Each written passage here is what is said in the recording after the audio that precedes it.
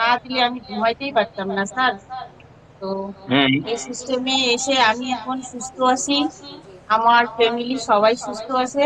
Thank you আমার কোচকে জানাবো, উনি যদি আমাকে এই সিস্টেমটা না জানাতেন তাহলে হয়তো আমার শ্বাসকষ্টটা এখনই থেকে যেত।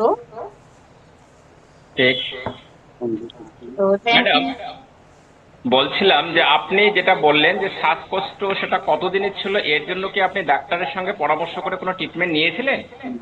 হ্যাঁ স্যার, আমি যখন ওই যে করোনা হয়েছিল ঠিক। তখন তখন আমি ডাক্তারের কাছে গিয়েছিলাম, আমাকে ডাক্তার শ্বাসকষ্টের কথা শুনে পিছিয়ে গিয়েছিল, আমাকে দেখতোই না। ঠিক। তখন আমার প্রচন্ড খারাপ লাগছিল। ঠিক। তো মানে এখন আমি ডাক্তারবাবু বলেছেন আপনার করোনা পজিটিভ, মানে আপনাকে ছুবেও না, আপনাকেও ট্রিটমেন্টও দেবে না, দেখবে না, তখন এটা এরকম সিচুয়েশন ছিল। হুম, যেগুলো শুধু ডাক্তারবাবুদের, আমি ডাক্তারবাবুকে বলে ছোট করাচ্ছি না, কারণ ওনারা পেশেন্টকে মানে কি হারে কি দৃষ্টিতে দেখে, প্রত্যেককে নিশ্চয় কেন কেউ পেশেন্ট আছেন, আপনারা ডাক্তারের কাছে গিয়ে বুঝতেই পারেন, ঘন্টার পর ঘন্টা ওয়েট করতে হয়, ঘন্টার পর ঘন্টা থেকে আপনাকে এক গাদা রিপোর্ট করে এনে দিতে হয়, তারপরে আপনাকে মেডিসিন দিয়ে সারা জীবন আপনাকে মেডিসিন নিয়ে চলতে হয়। তো এটাই যে ম্যাডাম আজকে এত কষ্ট, শ্বাসকষ্ট একটা খুব সাংঘাতিক সমস্যা।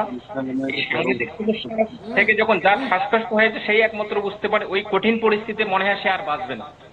এইরকম একটা মানসিকতা তার তৈরি হয়ে যায়, মানে হার্টবিট এতটা দ্রুত গতিতে তার কাজ করা শুরু করে, যে কোনো মুহূর্তে যে কোনো সময় হার্ট তার ব্লকেজ এবং হার্ট ফেল হয়ে যেতে পারে। এই যে সমস্যা, এই যে কঠিন পরিস্থিতি, তার জন্য আপনাকে ম্যাডাম মেডিসিনের সঙ্গে যে কি ইনহেলার নিতে হয়েছিল, শ্বাসকষ্ট যাদের সাধারণত হয় ইনহেলার অনেক সময় ওই টাইমটা ইউজ করে, আপনি সেটা করেছিলেন? হ্যাঁ হ্যাঁ। ঠিক, আমি স্যার দেখেছি। একদিন তো আমার এমন পরিস্থিতি হয়েছিল রাত্রিতে, মানে ঘুমের মধ্যেই চোখ মুখ একদম উঠে গিয়েছিল, আমাকে নার্সিং হোম নিয়ে যাওয়ার জন্য রেডি হয়েছিল, এমন পরিস্থিতি হয়েছিল। ওকে। এখন এই সিস্টেমে এসে আমার কোনো প্রবলেম নেই, আমি এখন ভালো আছি। ওকে। থ্যাংক ইউ ম্যাডামকে, ম্যাডামের জন্য ক্লাব করবেন, কারণ ম্যাডাম এত কঠিন মেডিকেল চ্যালেঞ্জ থেকে বেরিয়ে এসে সিস্টেম ফলো করে ফিট অ্যান্ড ফাইন আছে, কারণ ম্যাডাম এত কষ্ট থেকে বেরিয়ে এসে উনি সিস্টেম ফলো করছে, কারণ ওনার সঙ্গে অ্যামেজিং কিছু ডিসক্লেমার রেজাল্ট হয়েছে। থ্যাংক ইউ ম্যাডামকে রেজাল্টটা শেয়ার করার জন্য।